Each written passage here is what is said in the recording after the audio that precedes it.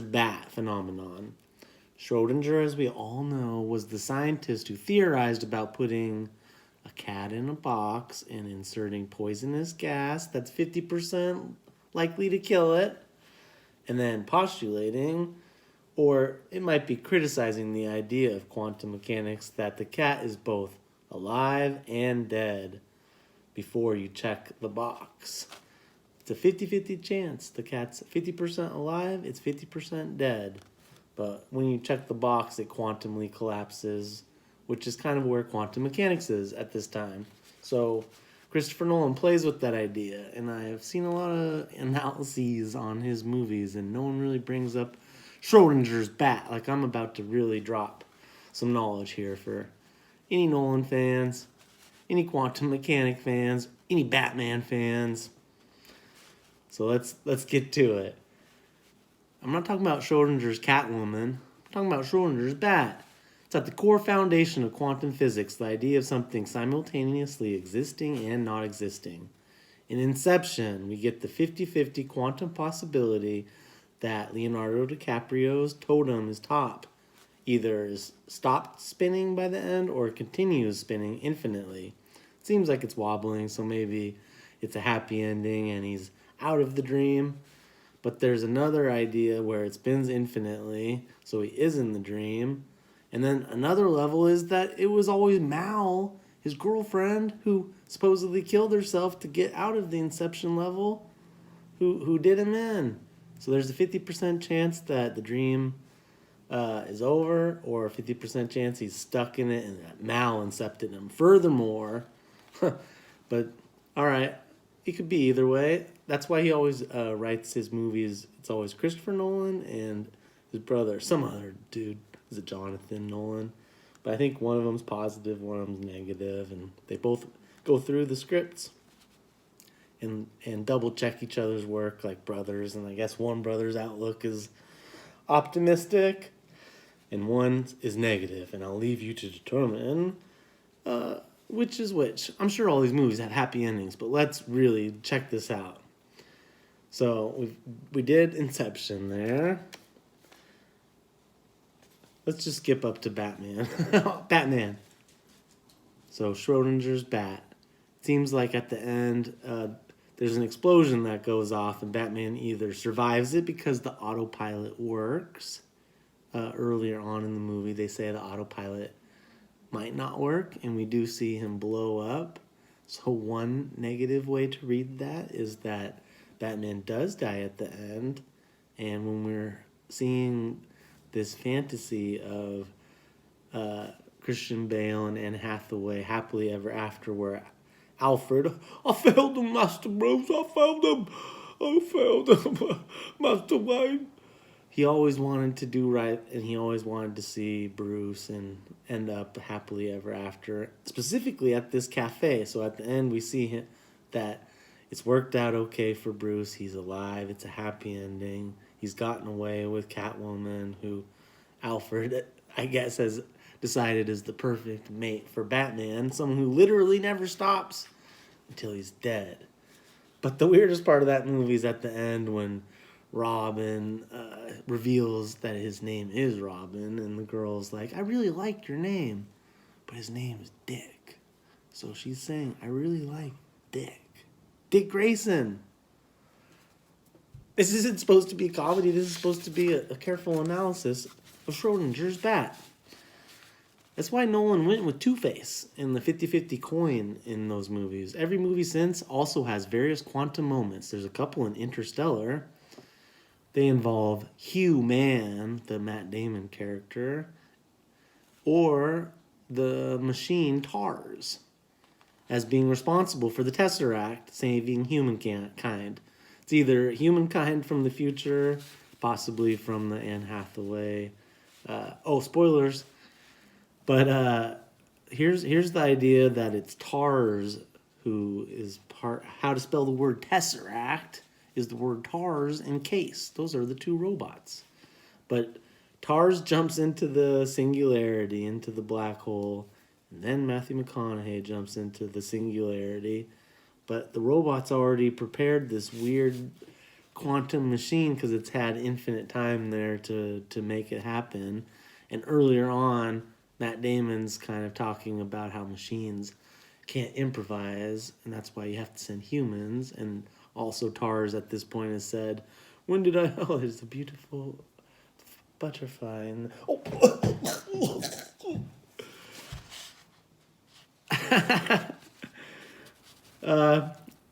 Everything that could happen did happen. It's Murphy's Law. It's not that it's like a negative thing they explain. Murphy's Law. So there's either humans as caretakers or as explorers. That's another quantum. Did they go inside a singularity and then reach the man and machine singularity? Double singularity! And quantumly find out? But it's a feel-good love story about Matthew McConaughey and his daughter. But there's also a couple, like... It's either a paradox, but now maybe it isn't a paradox because this machine's created, this TARS machine has created this weird scenario where it can communicate just from being in this black hole for a long time, like the long planet we see. Is Topher Grace the doctor who burns the farmer's brother's crops the bad guy? A good guy? It seems like he's the good guy on first watch. But it's neither. It's both. Is Schrodinger's bad? Is Cooper the good guy? Is Hugh Mann the bad guy? Seems that way. Matt Damon tries to fight him. But maybe Matt Damon wants to save this mission and Cooper's already told him that he's going to basically go home because he loves his daughter more than continuing the human race on another planet. Ultimately, it all ends up happily ever after, but...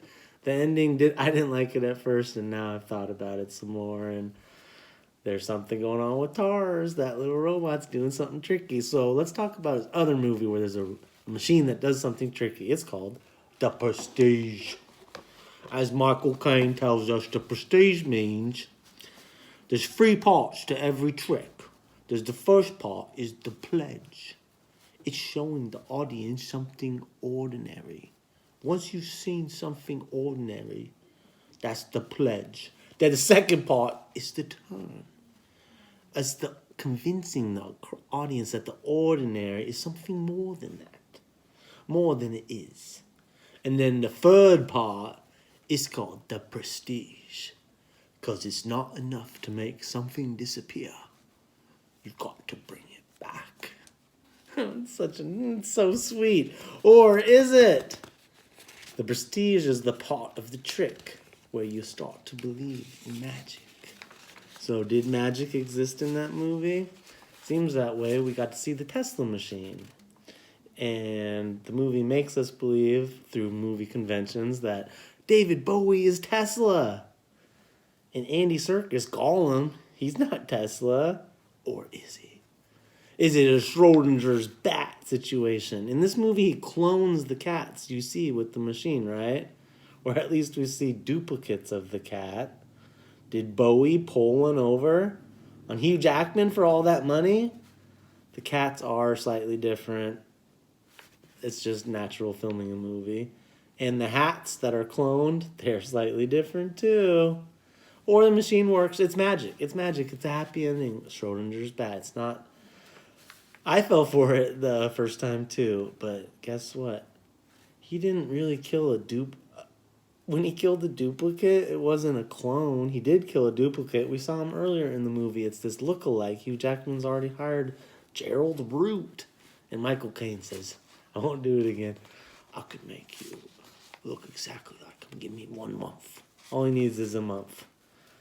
But we know it's not the real guy.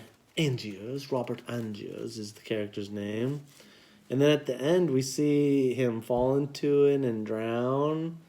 So it's not a clone because he kicks at it with both feet. And we know that if it did clone him, his legs wouldn't work because we saw how he broke his knee earlier when Christian Bale pulled this little trick on him.